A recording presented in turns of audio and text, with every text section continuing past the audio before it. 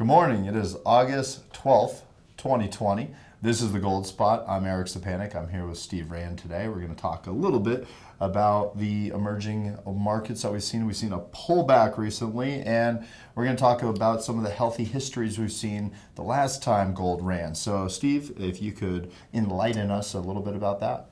Yeah, so back in 2008, we saw gold at $1,000 an ounce, and things were rolling around pretty good. And then all of a sudden, we saw some, profit taking, which is normal in a bull market, a healthy bull market. And the price of gold pulled back from $1,000 back to $750. And 25% correction was enough to kind of shake some of the people out of the market that really weren't convicted.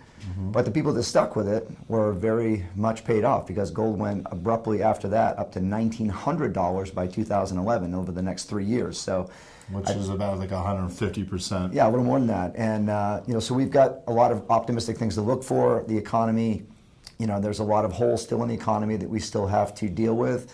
The debt is increasing at massive levels, and you've got the support of the big banks now behind us, and I think you've got a lot of upside coming. So stick with it, because you got a lot of money to make. Well, I think one of the other big things is to remember that when most of our clients get involved with gold, they're not there for the profit as much as they are for the protection of it.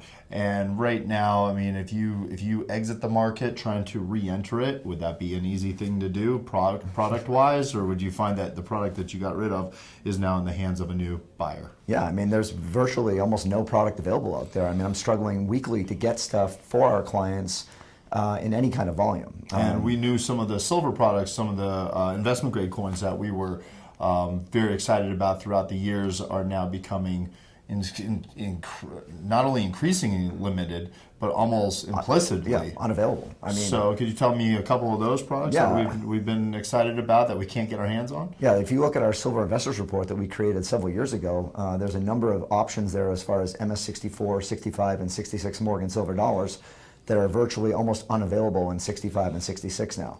And there are still some left here and there, but for the fact that these coins have such great value and there's almost nothing available, wait and see what happens when there's the general public interest in the market. And it's not just with silver, it's with gold as well. I mean, double equal $20 gold pieces are very difficult to get in any kind of quantity, and that's going to definitely pay off in spades for the people that actually have them in their portfolios. I think we're going to see a lot of price movement, especially on some of those products that are unavailable. We haven't seen the jumps quite yet in the actual price, but the demand, it continues to grow. I think that's when we're going to really see some good movement. Yeah, and keep in mind that just because gold pulled back yesterday doesn't mean there was a massive pullback in coins, because there certainly wasn't. In fact, I saw that there were some products that actually did go up yesterday on a $100 move back in gold. So, there's a lot more stability in that area. Well, we got to cut a little short today. We have a lot of phone work, both of us, to do today. So we want to thank you for joining us here on the Gold Spot.